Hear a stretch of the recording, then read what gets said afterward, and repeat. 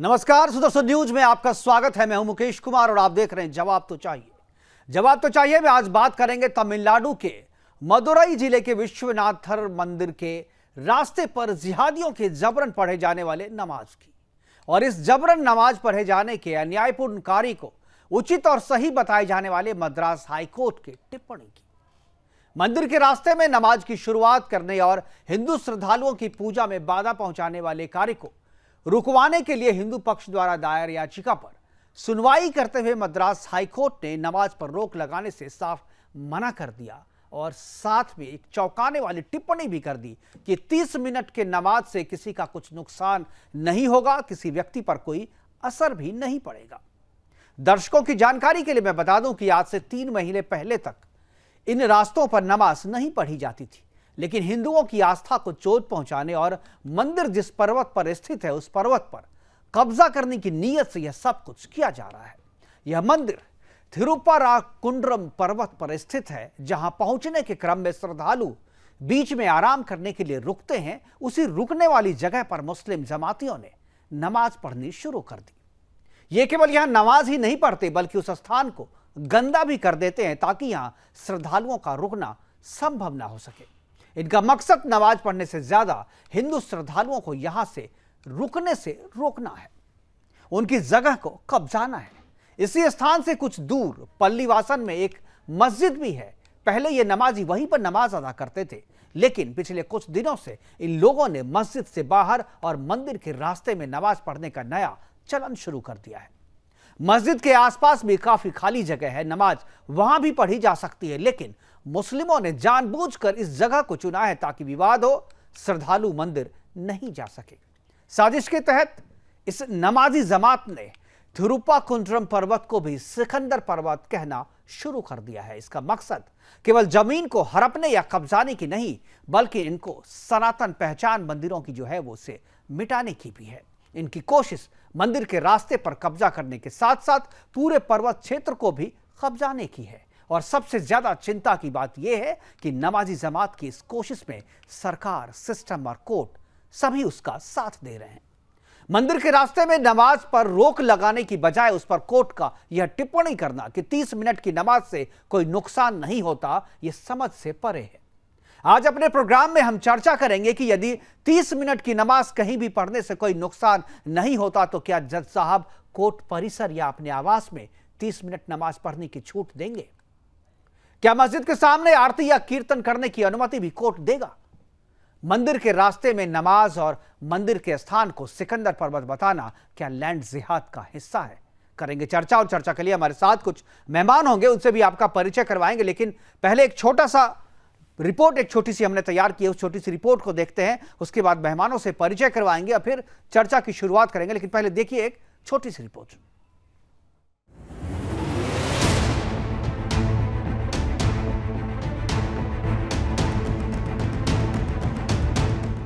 अगर कोई मंदिर का रास्ता रोककर नमाज पढ़ता है तो पढ़ने दो, सिर्फ 30 मिनट की नमाज में आपका क्या नुकसान होगा, ये कहना है मद्रास हाईकोर्ट का। हिंदू समाज को उम्मीद थी कि माननीय जज साहब अतिक्रमण के विरोध में निर्णय देंगे, सड़क पर हो रहे इस लैंड जिहाद के निर्णय में फैसला देंगे।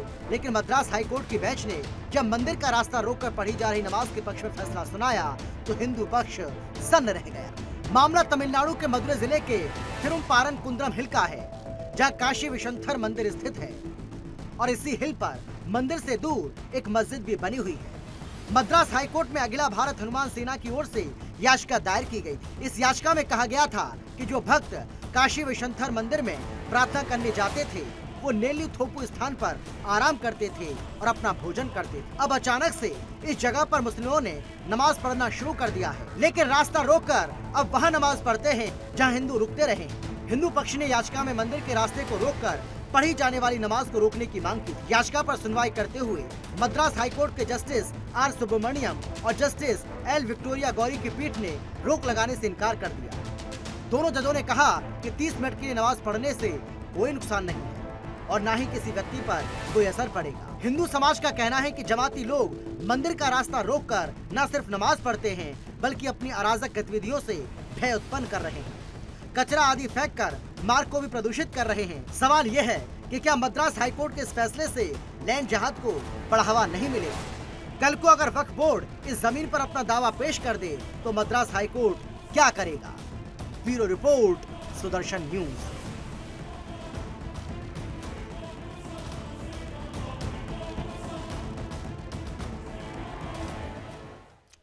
जी हाँ, ये केवल मंदिर के रास्ते में नमाज पढ़ कर के श्रद्धालुओं को अपमानित करने या उन्हें पूजा करने से रोकने का ही मामला नहीं है, बल्कि एक लैंड जिहाद का भी मामला है और पूरे पर्वत पर कब्जा करने का मामला है।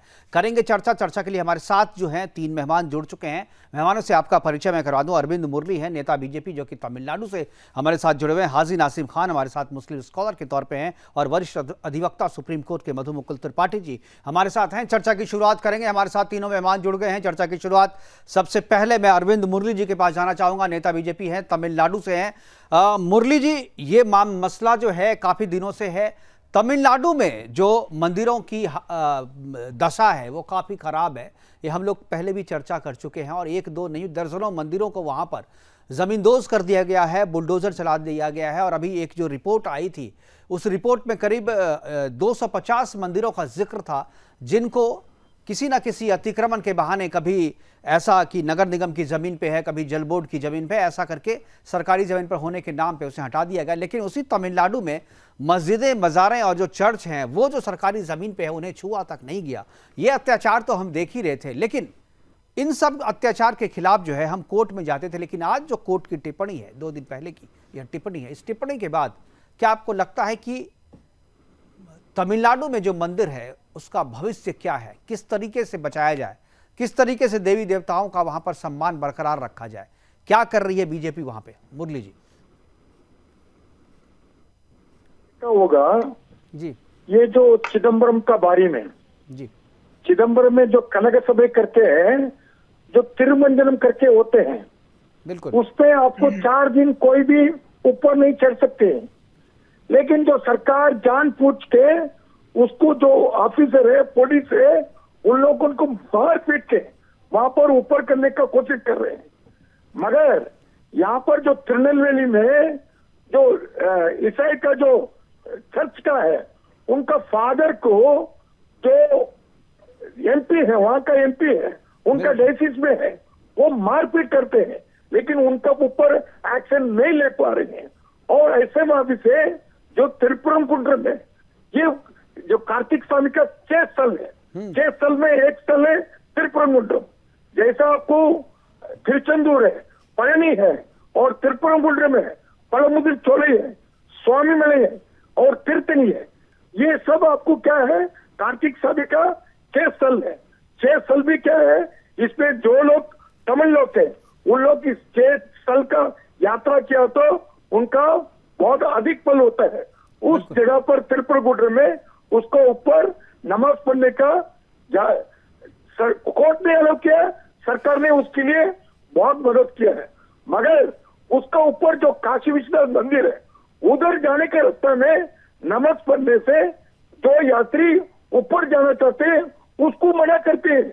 वहां पर जो विश्वनाथ मंदिर का जाने के लिए मना है, लेकिन ऊपर नमाज पढ़ने के लिए सरकारी अलाउ करते हैं। ये जो सरकार है हिंदू विरोध सरकार है। इसके कारण तमिलनाडु में मंदिर टूट जा रहे हैं। और जिधर भी है ये जो चीफ मिनिस्टर है, मुख्यमंत्री है, वो दूसरा जो मत के लिए वो ये करेगा, वो अपना ये संतुष्टि देगा। मगर दीपावली है, जो अपना हिंदू का जो कोई भी फंक्शन है उसके लिए ये तारीफ नहीं करेगा। उसके लिए वो जैसा अपना मोदी जी करते हैं, पूरा जिस समय होने से भी उनके लिए वो तारीफ करते हैं।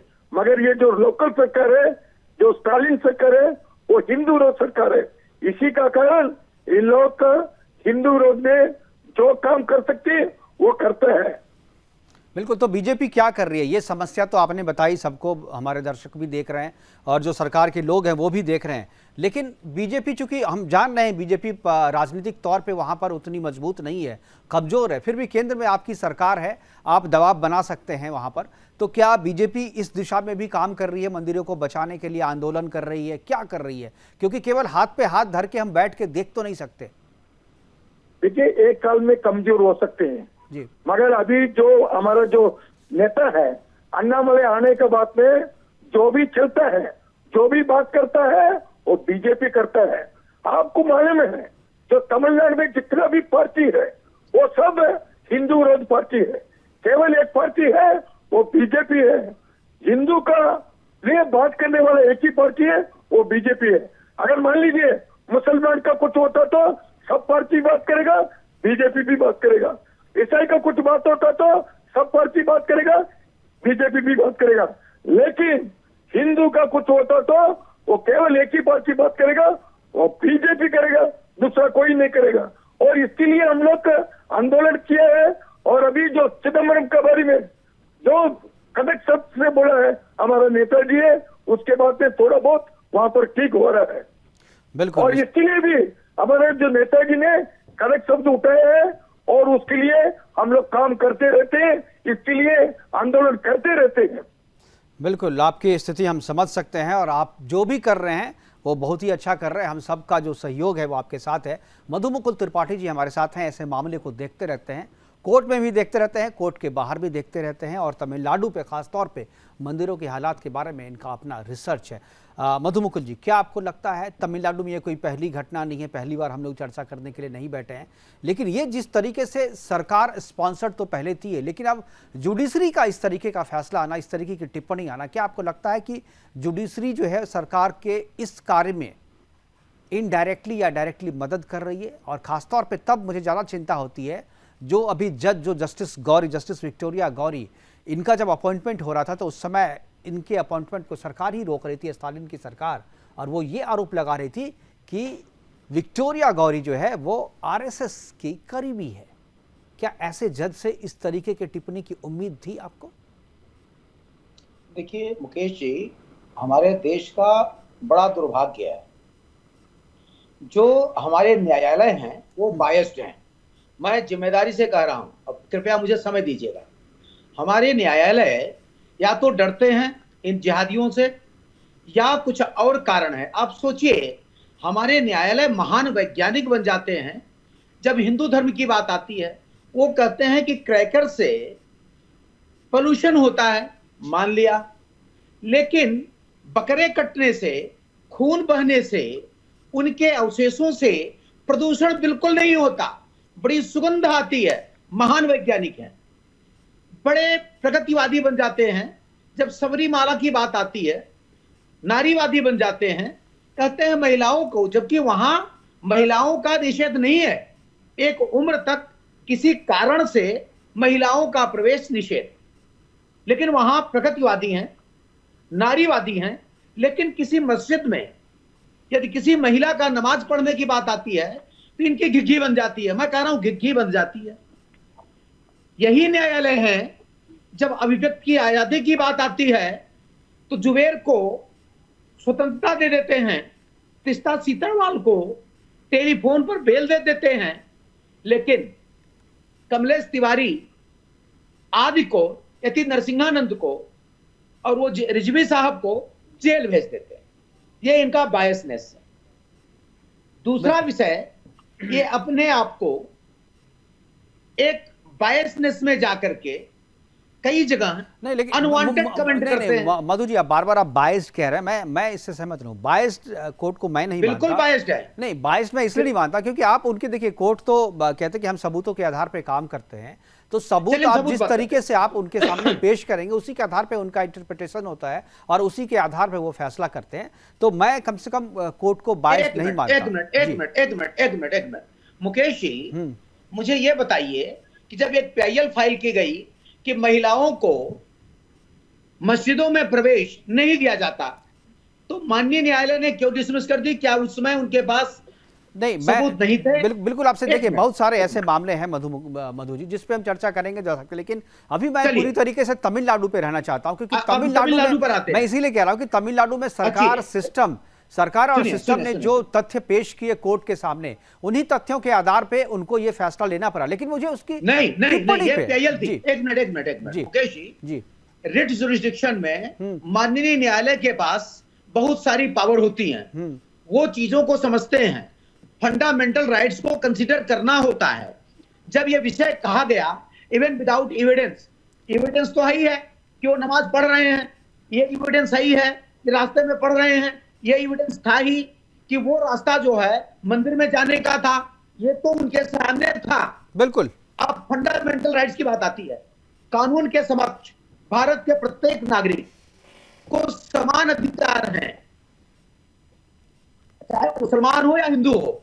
यदि आपका रास्ता कोई रोक रहा है तो वो इलीगल काम कर रहा है। पहली बात, इलीगल काम नहीं करने देना था। दूसरी बात, माननीय न्यायालय कह रहा है कि 30 मिनट की नमाज में कुछ नहीं होगा, तो चलिए कल से सुप्रीम कोर्ट में हम लोग 30 मिनट तक सुंदरकांड करते हैं। भाई 30 मिनट में क्या होगा, हाई कोर्ट में चलते हैं, सुंदरकांड करते हैं। बिल्कुल बिल्कुल, ये बात मैंने भी कहा कि ये चीज, ये टिप्पणी गलत है। मैंने यही कहा, टिप्पणी जो है ये टिप्पणी गलत है। न रोकना भी गलत है, न रोकना भी गलत है मुकेश जी, न रोकना भी गलत है। एक चीज मुझे बताइए कि आपका रास्ता है, मैं आपके रास्ते में जिहादी अपनी विचारधारा को लेकर आपके रास्तों को रोकता हूं, आपको जाने से रोकता हूं, तो केवल मेरे लिए तो 30 मिनट हो गए, लेकिन आपका 30 मिनट खराब हो रहा है, बहुत सारे लोगों का खराब हो रहा है। क्या उनका अधिकार नहीं है? बिल्कुल। क्या फंडामेंटल राइट्स उनका नहीं है? क्या संविधान के तहत तो नागरिक नहीं है कि आपको केवल संविधान में एक पीसफुल लोग दिखाई देंगे क्योंकि वो मार देंगे? आप याद कीजिए मुकेश जी, पटना हाई कोर्ट के एक जज ने ये कहा था कि ये मसक से जो लाउड स्पीकर से आवाज आता है, मैं न्याय नहीं दे पाता। उन बेचारे, मैं बेचारे कह रहा हूं, बिल्कुल, न्यायाधीश उनका ट्रांसफर कर दिया। हाँ बिल्कुल, उनको गालियां दी गई, उनके खिलाफ पोसेशन निकला, उन्होंने ट्रांसफर लिया। कहां गई थी कंटेम्प्ट ऑफ की पावर? यानी एक धर्म के खिलाफ इनकी घिघी बच जाती है, अब एक धर्म के खिलाफ ये शेर बन जाते हैं। इसलिए मैं बायस कर रहा हूं, मैं अपने न्यायालय पर बिल्कुल सम्मान रखता हूं, लेकिन मैं चाहता हूं न्यायालय को सुधरना चाहिए। मैं चाहता हूं कि न्यायालय पर ये जो एलिगेशन लग रहा है ये न लगे, इसलिए मैं टिप्पणी कर रहा हूं।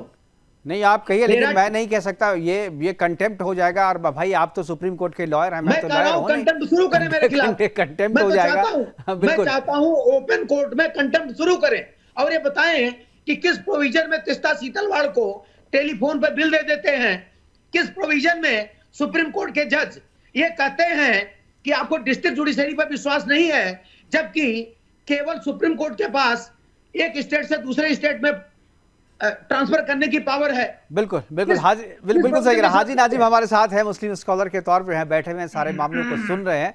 हाजी साहब, क्या आपको लगता है जिस तरीके की टिप्पणी कोर्ट ने की है, मद्रास हाई कोर्ट ने, क्या आपको लगता है कि ये टिप्पणी सही है या किसी एक धर्म को, एक समुदाय को टारगेट करके की गई ये टिप्पणी है? और इससे जो है वैसे लोगों का मनोबल बढ़ेगा जो गलत काम करते हैं, और जिस गलत उद्देश्य के साथ वहां पर रास्ते को रोक करके नमाज पढ़ी जा रही थी, वो उद्देश्य को जस्टिफाई करना, क्या आपको लगता है कहीं से भी सही है? देखिए मुकेश जी, सबसे पहले तो मैं है ना, ये मधु मुकुल जी हैं, अधिवक्ता हैं सुप्रीम कोर्ट के, मुझे इनकी बातों पर बड़ा अचंभा हुआ। किस तरीके से ये मद्रास के हाई कोर्ट को किस तरीके से जज कर रहे हैं। और देखिए इनकी भाषा में देखिए जिहादी, जबकि अधिवक्ता को ये ऐसे शब्द इस्तेमाल नहीं करने चाहिए। यानी कि वहां के जो जज है मद्रास हाई कोर्ट के जजों को कोर्ट कर रहे हैं मधु जी। भाई कितनी टिप्पणी करी है इन्होंने उसमें, तो मैं तो बड़ा अचंभे में हूं कि सुप्रीम कोर्ट के अधिवक्ता इस तरीके की बात करेंगे जज साहब के सामने। और देखिए अब रही बात, नहीं मधु जी, आपको मैंने बहुत देर से सुना, आप सुनिए पहले आप। और देखिए जिस तरीके से अभी आपने कहा कि मद्रास हाई कोर्ट के जज साहब ने कहा कि 30 मिनट के लिए, बड़ा सराहनीय टिप्पणी है सर उनकी, बहुत ही हम मुस्लिम समाज उनके इस टिप्पणी के कदरदान है, उनके जितनी मुबारकबाद दी जाए उतनी कम है। मगर हाँ ये बताएं सर कि मंदिर के आगे जो बार बार आप कहते हैं कि रास्ता रोक कर नमाज पढ़ी गई, कहां रास्ता रोक कर नमाज पढ़ी जाती है सर? वो एक रास्ता ऐसा वो मस्जिद के लिए भी जाता और उधर से ही रास्ता मंदिर का भी है। जब दोनों का रास्ता एक ही है, अब बिल्कुल मस्जिद के सामने नमाज पढ़ रहे, तो वहां मंदिर कहां से आ गया? ये सर जिस तरीके से एक देश को गुमराह करने वाली बात हो रही है, इस तरीके से गुमराह नहीं करना चाहिए। मद्रास हाई कोर्ट के जज साहब ने बहुत ही अच्छी टिप्पणी करी है सर। 30 मिनट की नमाज अगर पढ़ी जा रही है तो वहां क्या दिक्कत है सर? कोई दिक्कत नहीं होनी चाहिए। लेकिन हमारे सुप्रीम कोर्ट के अधिवक्ता जी ने जिस तरीके से संविधान की दिक्कत धज्जियां क्या है मैं बताता हूँ। उड़ाते हुए, मैं सुनिए दिक्कत सर, बताता हूँ, मैं आपको दिक्कत बताता हूँ। हाँ नहीं सर मुकेश जी पूरी बात में सर 10 ठीक है, सेकंड ठीक पूरी है, बात ठीक है, सर। ठीक है, सर बोलिए। मधु जी ने हाँ, मैं मधु आऊंगा, जी ने जिस मैं तरीके आऊंगा आपके पास आ जाऊंगा, आप जी। सर मधु जी ने जिस तरीके से मेरे हाई कोर्ट के जज साहब के बारे में टिप्पणी करी वो मेरे लिए दुखदाई है सर, क्योंकि हम हमेशा हाई कोर्ट हो सुप्रीम कोर्ट हो सबका हम सम्मान करते हैं, लेकिन जब सुप्रीम कोर्ट के अधिवक्ता ही संविधान की इस तरीके से खुलेआम धज्जियां उड़ाएंगे तो आम नागरिक पर क्या फर्क पड़ेगा। मेरा कहने का मतलब यह है क्योंकि सोच संविधान की धज्जियां ये तोड़ रहा है, जवाब देना इसको चाहिए पता ही नहीं संविधान क्या है। ठीक है, मैंने चलिए। कोट किया है, बिल्कुल। ये भी जिहादी है, इसीलिए इसको केवल आसमानी किताब दिखाई दे रही है, इस व्यक्ति को आसमानी किताब दिखाई दे रही है। मैंने कहा फंडामेंटल। हाजी साहब आप बोल लिया। हाजी नाजिम आपने जितना समय दिया था आपने बोल लिया, आप प्लीज आप चुप रहे, आप सुने जी। मधु जी, मैंने बड़ी जिम्मेदारी से कहा कि संवैधानिक अधिकार सबके हैं। मैंने बड़ी जिम्मेदारी से कहा कि एक के अधिकार को ओवर रूल करके दूसरे के अधिकार को देना बिल्कुल गलत है। मैंने बड़ी जिम्मेदारी से कहा कि कोर्ट एक कम्युनिटी के विषय में फेवर कर जाती है, एक कम्युनिटी के खिलाफ चली जाती है। मैंने बड़ी जिम्मेदारी से कहा और प्रमाण के साथ कहा कि एक न्यायाधीश ने पटना हाई कोर्ट के उन्होंने टिप्पणी की, उनको गालियां सुननी पड़ी। मैंने बड़ी जिम्मेदारी से कहा कि कुछ न्यायाधीश न्याय की पीठ पर बैठ करके कहते हैं कि आप डिस्ट्रिक्ट कोर्ट चले जाओ, जबकि वो अधिकारी सुप्रीम कोर्ट का है। मैंने बड़ी जिम्मेदारी से कहा कि जिहादी मानसिकता, हाँ बिल्कुल जिहादी मानसिकता, जब वहां मस्जिद है तो मस्जिद में जाकर नमाज पढ़ें। नहीं ठीक है, असल स्थिति क्या है, मैं मुझे लगता है कि हाजी नाजिम को वहां की स्थिति के बारे में पता नहीं है। वो जो रास्ता है वो सिर्फ और सिर्फ मंदिर की तरफ जाता है, उसमें मस्जिद के लिए अलग रास्ता है। मुझे लगता है मुरली जी को ज्यादा पता है। मुरली जी नहीं ठीक है, हाजी साहब सुन लीजिए ना, आप मुरली जी वहां के हैं। एक मिनट सर ठीक है, बोलिए। ठीक, मैं ये कहता हूं कि जितने भी अधिवक्ता ने जिस तरीके से बात कर रहे हैं, बार बार कह रहे हैं कि मैंने जिम्मेदारी से कहा। सर मेरी बात सुनना, क्या ये जिम्मेदारी है कि आप हाई कोर्ट के जज को इस तरीके से कोर्ट करेंगे? क्या आप उनकी बात को इस तरीके से पेश करेंगे? आप उनके सर मैं संविधान के तहत बात कर रहा हूं, क्या आप संविधान की खुलेआम धज्जियां उड़ाएंगे? जज साहब ने जो टिप्पणी करी है, ये संविधान की बात। अरे भाई साहब, आप कहां संविधान की कोई धज्जी उड़ा रहा है? आप जबरदस्ती करें, कौन उड़ा रहा है संविधान की धज्जियां? क्या जानते हैं हम संविधान के बारे में? क्या जानते हैं आप कंटेम्प्ट के बारे में? नहीं, आप जबरदस्ती बीच में आप इंटरफेयर मत कीजिए, हो गया। ठीक है, आप सुन लिए, मैंने सुन ली आपकी बात, मैंने सुन ली आपकी बात, प्लीज मैंने सुन ली आपकी बात। जानते इनको शांत कीजिए, शरिया के अलावा अभी मैं सुन ली आपकी बात, वो अपनी जिम्मेदारी से बोल रहे हैं, वो जिम्मेदार है, जो भी कह रहे हैं उसके लिए वो खुद जिम्मेदार है। मुरली जी, क्या जिस तरीके की बात हाजी नाजिम कह रहे हैं कि वो रास्ता जो है मंदिर की तरफ भी जाता है और मस्जिद की तरफ भी जाता है, अगर ये सही में ये रास्ता दोनों की तरफ रहता है तो पर भी आप रास्ते में बैठ करके तो नमाज नहीं पढ़ सकते ना। जरा हमारे दर्शकों को साफ कीजिए मुरली जी कि क्या ये रास्ता मस्जिद की तरफ भी जाता है या मस्जिद के लिए अलग से रास्ता है? नहीं, ये क्या है, आपको ये एक रास्ता ही जाता है ऊपर। और मैं क्या बोल रहा हूँ आपको, आपके कहने के माफी से, आप देखिए भाई, वो जो बड़ा स्थान है, जो कार्तिक स्वामी का स्थान है, वो बड़ा स्थान है, और उसका ऊपर जो मंदिर है काशी विश्वनाथ हो सकते हैं। अरे थोड़ा सुनिए भाई, अरे सुन लो हाजी साहब, थोड़ा सुनिए। नहीं सर, ये सुनने का, अरे हाजी साहब सुन तो लीजिए पूरी बात, डिस्टर्ब मत कीजिए, सुनिए, डिस्टर्ब मत कीजिए। मैं आपके पास आया था ना, डिस्टर्ब मत कीजिए आप देखिए, सुनने का समझना कर लीजिए, वो अच्छा है।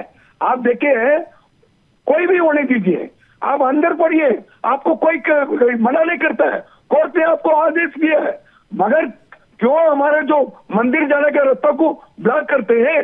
ये क्या बात है?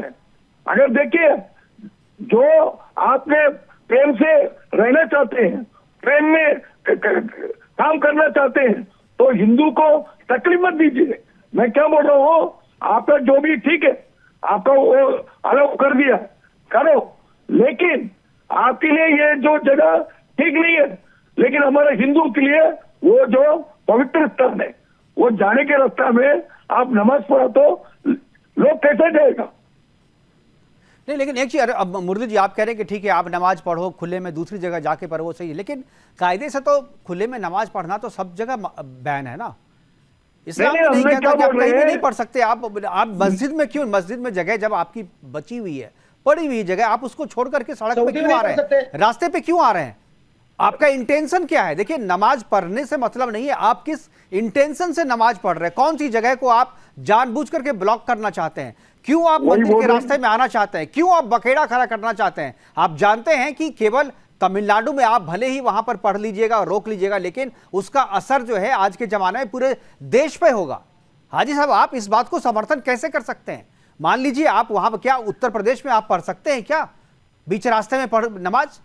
उत्तर प्रदेश में जब ये पढ़ना गलत है तो तमिलनाडु में सही कैसे हो सकता है? ये नफरत से काम नहीं होता है भाई, मुकेश जी नफरत से देखिए, काम नहीं अभी होता नहीं, है। आपने आप मुझसे प्रेम से क्वेश्चन बन कराया, के आप जाने राजनीति से से क्वेश्चन कर रहे हैं। भाई भाई हो सकते हैं, लेकिन ऐसा काम करने से भाई भाई नहीं हो सकते।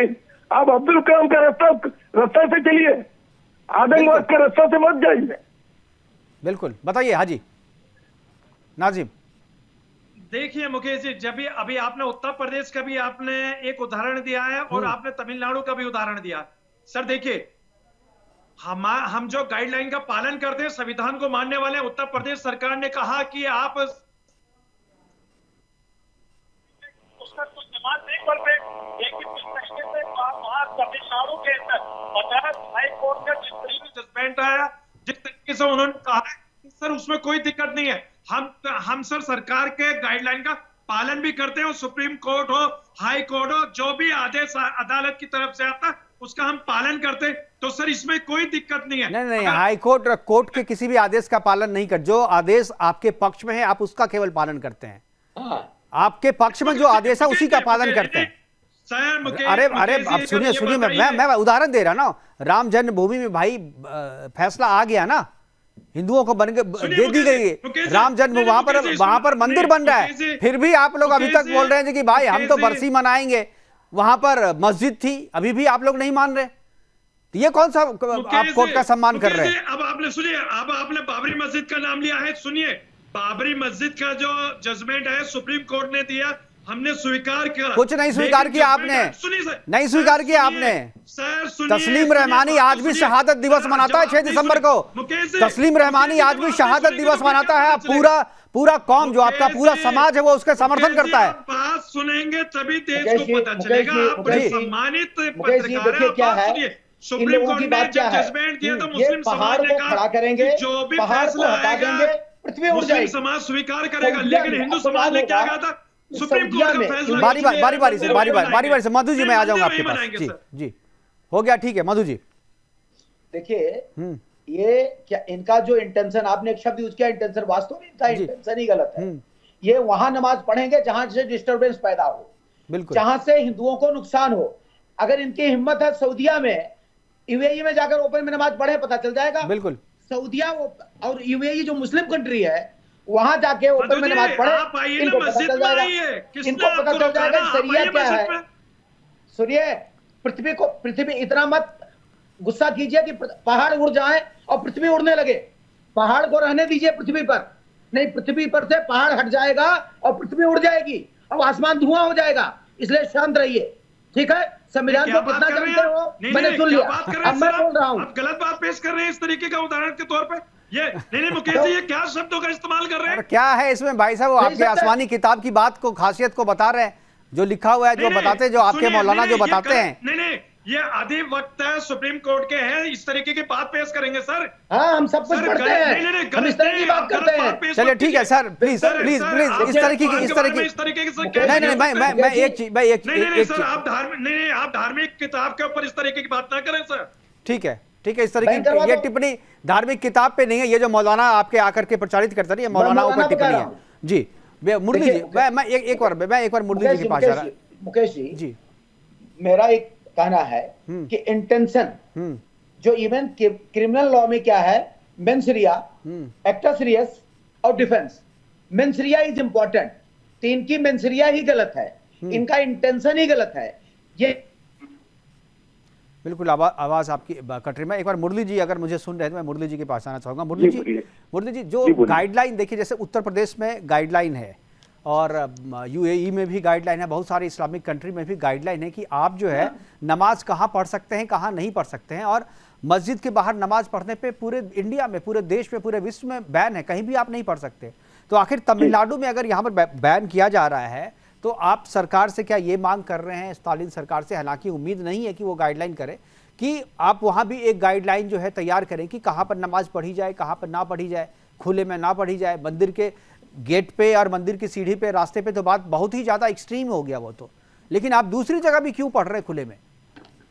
नहीं, हमारा क्या कहते हैं, कम से कम तुम जो हिंदुओं का मंदिर जाते हैं उसका रास्ता तो छोड़ दो। बिल्कुल वही बोल रहे हैं। अगर वो जो स्थान है इतना बड़ा तीर्थ स्थान है, हिंदुओं मांगते हैं, अगर आप भाई भाई बनाना चाहते हैं तो आप इसको छोड़ने में क्या है भाई? नहीं, ये तो भाई भाई नहीं मानते, ये भाईचारा में आपको चारा मानते हैं। चारा मानते हैं।